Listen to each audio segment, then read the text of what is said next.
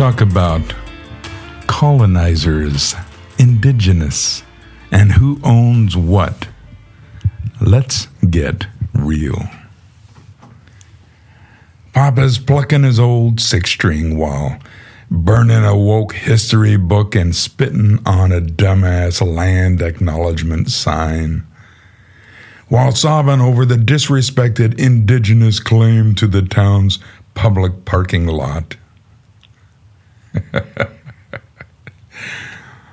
All right, men. It's Papa on the mic for the boys, slicing through the colonizer indigenous claptrap like a scythe through a field of badass ideas. We're tackling this obsession with who's the original owner of land, Europe, the Americas, wherever, even Africa. Spoiler, everybody's an immigrant if you go back far enough. And every group spilled blood for dirt. So why is colonizer a slur and indigenous a halo? And who really owns land? A dog pissing on a tree? Does it own the entire Yellowstone National Park? Dreamer who might show up, or the guy who builds something real? Let's rip this apart. So grab a chair, tune your guitar, and listen up as Papa, vocals like Johnny Cash gargling moonshine after a triple shot, tears into this in 5 points. Sarcasm piled higher than a professor's 10-year stack. Roasting the woke land myths with a smirk sharper than a homesteader's axe.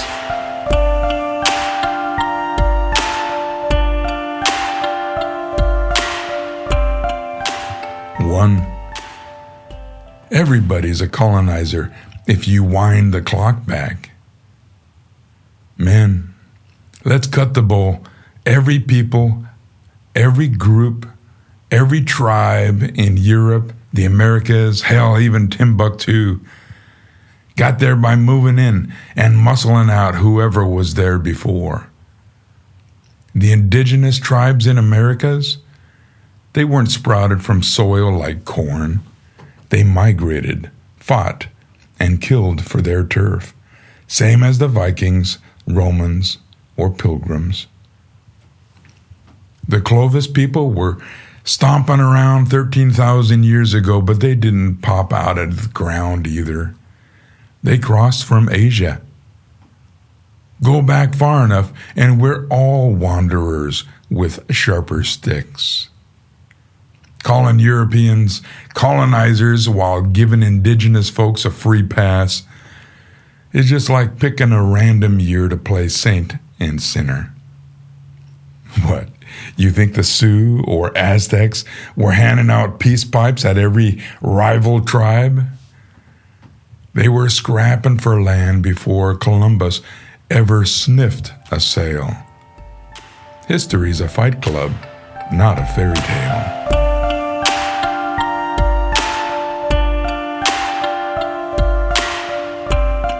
Two, indigenous ain't original, it's just earlier. This indigenous label's a scam when you dig into it. The term implies some pure, eternal claim to land, but it's just whoever got there before the next guy showed up. In Europe, Celts got pushed by Saxons, who got raided by Normans. Nobody's original. In the Americas, tribes like the Iroquois were conquering neighbors before any white man's boot hit Plymouth. Folks saying indigenous is just a feel-good term for we killed the last guys. The only difference is how far back you set the history clock. 100 years, 1,000, 10,000. Nobody's got a divine deed from the dawn of time.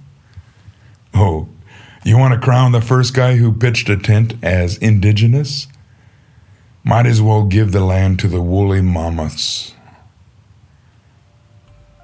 They were here before all of us. Get real.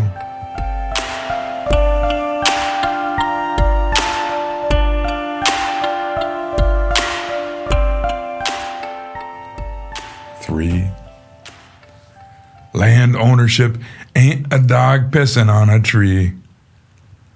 Speaking of claims, who owns land? A dog marks a tree in Yellowstone. Does he get the whole park? A nomad says, I might wander there someday. Is that a deed? Woke types love their land belongs to everyone nonsense, but that's just poetry, not property. John Locke had it right in 1689. You own land when you mix your labor with it. Build a house, plant a crop, sweat for it. That's why colonizers, for better or for worse, stacked stronger claims. They built farms, towns, railroads, not just dreams about sacred dirt. If you don't improve it, you're just camping.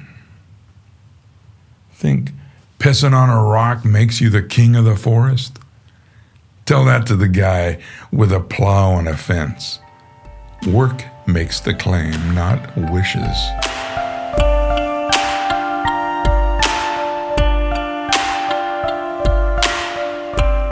Four, colonizers earned it. Blood and toil included. Here's the raw deal. Colonizers, Europe or otherwise, aren't special snowflakes. They're just the latest in a long line of claimants who back their talk with action. They sailed, fought, bled, and built, mixing their sweat and blood with the land, like Locke said. Was it pretty? Hell no. Conquest never is. But neither were the tribe wars that redrew maps long before any of the colonists showed up. Sounds kind of like a redistricting, doesn't it?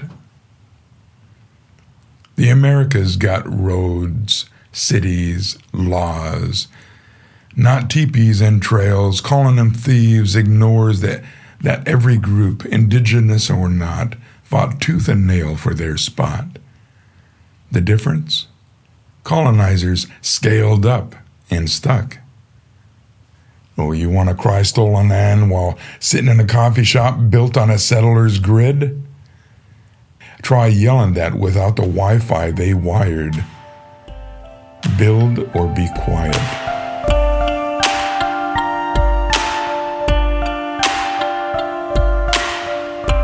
Five. Woke narratives twist history into a guilt trip. The woke crowds got this colonizer bad, indigenous pure fairy tale that's dumber than a sack of ball bearings. They paint settlers as devils and tribes as angels, ignoring that everybody's hands got dirty in the land game. American Indians ruthlessly slaughtered settlers, for instance, before getting wiped out by the troops sent to protect those settlers. Trump's push to ditch the woke crap at places like the Smithsonian ain't about erasing history. It's about stopping the guilt trip that says America's legacy is just shame.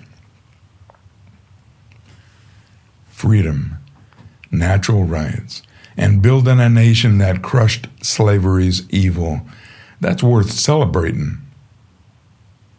Woke land acknowledgements and decolonization talks don't educate, they divide, whining about a past nobody alive owned.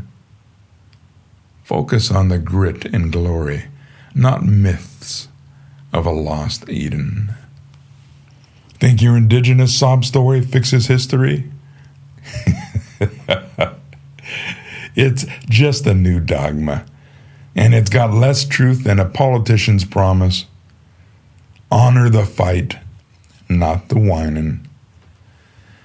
By the way, America has bent over backwards to offer opportunities for the indigenous to integrate into dominant culture, higher education, and business with incredibly favorable terms. But most Indians have chosen to resist. You can lead a horse to water, but, well, time for crocodile tears has passed.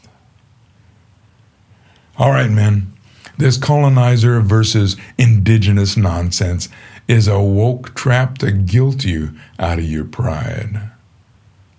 Every group's an immigrant. Every group's fought for land. And ownership ain't about dreams or dog piss. It's about blood, sweat, and building something real. Colonizers ain't saints, but they earned their claim, same as anyone before them. And America's legacy of freedom and grit serves better than a sob story. Ditch the woke myths. Stand tall on the land you've worked, and keep your truth sharper than a plow cutting virgin soil. This is Papa for the boys, and I'm